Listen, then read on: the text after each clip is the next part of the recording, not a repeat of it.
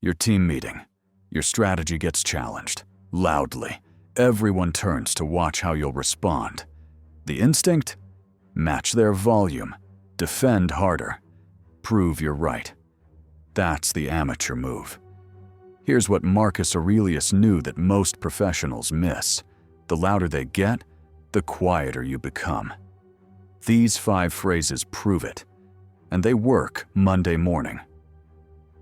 When senators challenged Marcus Aurelius in public forums, they expected imperial rage, political theater, a show of force. Instead, he lowered his voice, spoke slower, made them lean in to hear him. The challenge collapsed.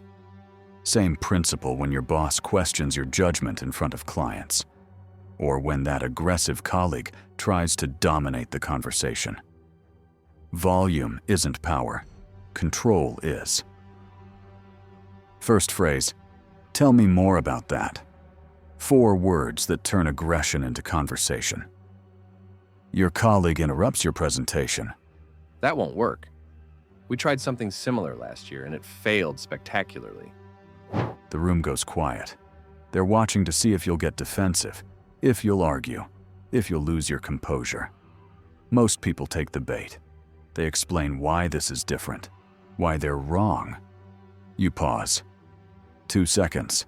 Then, tell me more about that.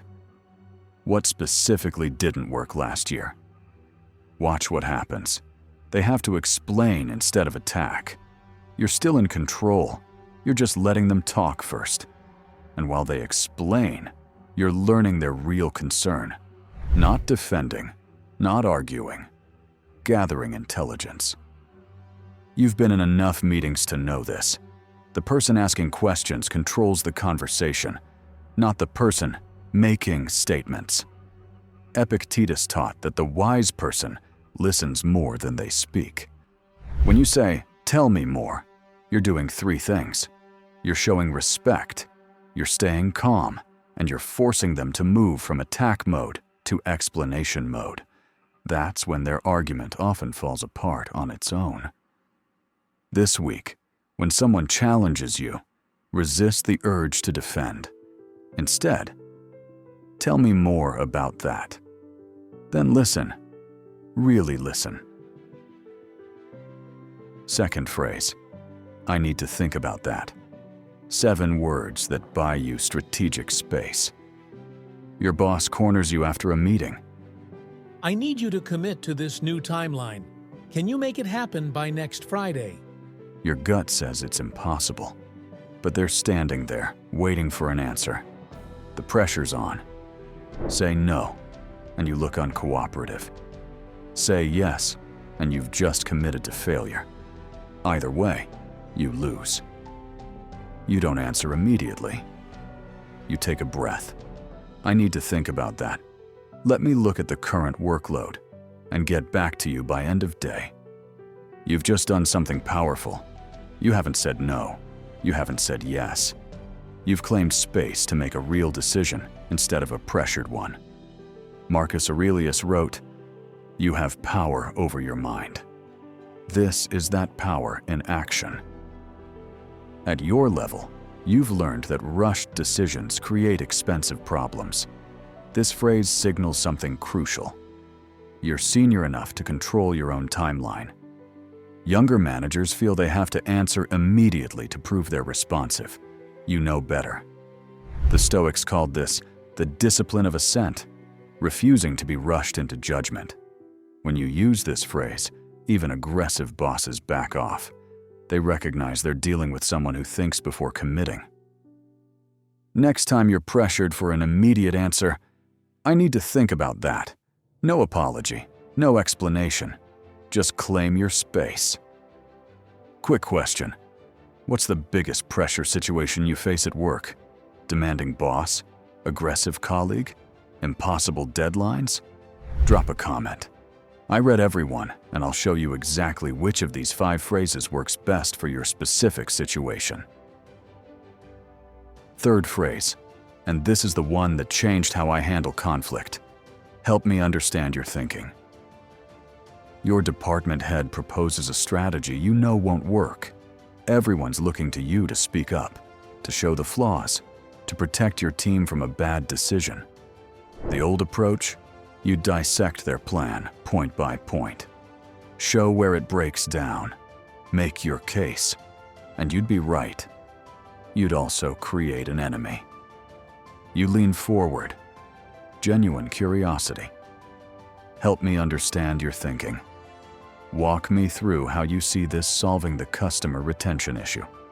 Now they're explaining. And as they explain, they often hear the gaps themselves. You haven't attacked them. You've given them space to reconsider. And if they don't see the gaps, you've learned exactly where they're coming from. Now you can address the real issue, not just the surface problem. This is advanced. Most professionals never get here. You're not fighting, you're facilitating. You're not proving you're right. You're helping them arrive at the right conclusion themselves. Seneca wrote, "We suffer more in imagination than in reality." When you ask someone to explain their thinking, you remove the imagined conflict. They're not defending against an attack.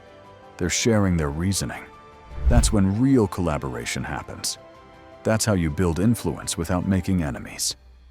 This week, when you disagree with a proposal, start here. Help me understand your thinking. Then actually listen to their answer. You'll be surprised what you learn. Fourth phrase, I see it differently. 4 words that disagree without being disagreeable. Team meeting. Someone proposes an approach you fundamentally disagree with. The standard response is, "That's wrong. That won't work. I disagree." All confrontational, all creating opposition. The other person immediately gets defensive, and now you're in a battle. Even if you win the argument, you've damaged the relationship. And at your level, relationships are currency. You pause. I see it differently. Here's how I'm viewing the situation. Same disagreement, completely different energy. You're not telling them they're wrong. You're offering an alternative perspective. You're inviting comparison instead of confrontation. Epictetus taught his students to separate facts from interpretations. This phrase does exactly that. They have their interpretation. You have yours. Both can exist, while you figure out which serves the goal better. You've been in business long enough to know. Being right doesn't matter if no one implements your solution. You need buy-in. This phrase preserves the relationship while still asserting your position. It says, I respect your perspective, and I have a different one. That's maturity. That's executive presence. When younger professionals are busy being right, you're busy being effective. That's the difference that gets noticed. This week, replace "you're wrong" or "I disagree" with "I see it differently." Track how the conversation shifts. You'll feel the difference immediately. Here's what I've noticed coaching professionals across industries.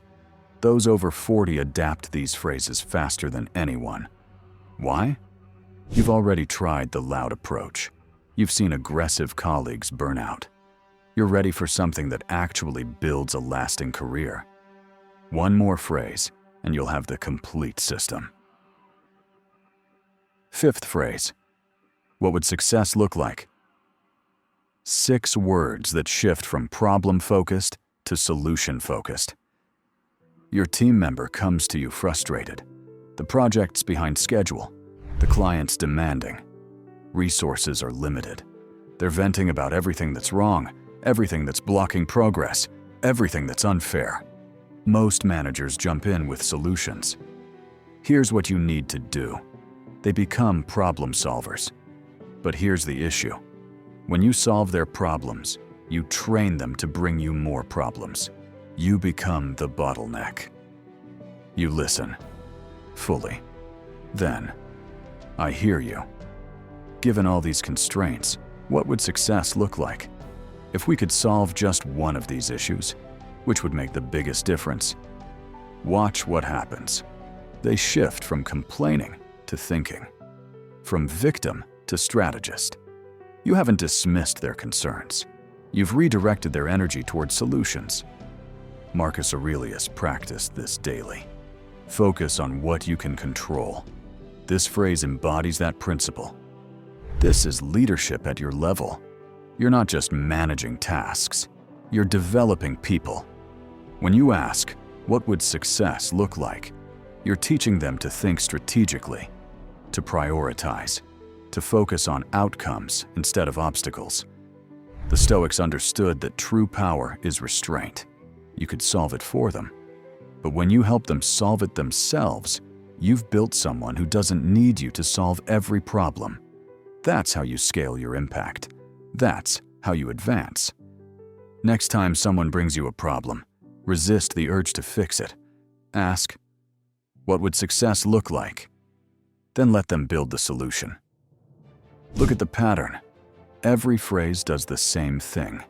It gives you control without confrontation. Tell me more about that. Turns aggression into conversation. I need to think about that. Claims space for real decisions. Help me understand your thinking. Facilitates without fighting. I see it differently. Disagrees without damage. What would success look like? Redirects to solutions. The Stoics called this responding from wisdom, not impulse. You now have 5 tools most professionals don't know exist. The question isn't whether they work, it's whether you'll use them. Here's what separates good from great. These phrases work everywhere. Difficult conversation with your teenager? Help me understand your thinking. Spouse wants to discuss finances? What would success look like? The Stoics didn't compartmentalize. They built character that worked in every situation. Master these at home where stakes are lower. Then work becomes easy. That's when people really notice something different about you. You started this video dealing with situations where volume seemed like the only option, where matching aggression felt necessary, where staying quiet felt like weakness. You're ending it with 5 phrases that command respect through composure. That's the Stoic difference. That's what builds careers that last. If you're serious about advancing with ancient wisdom that actually works, subscribe to Stoic Executive. Every week, real challenges and practical solutions. Comment which phrase you're using first. I'll respond with specific adjustments for your situation. Remember, executive by day, Stoic always.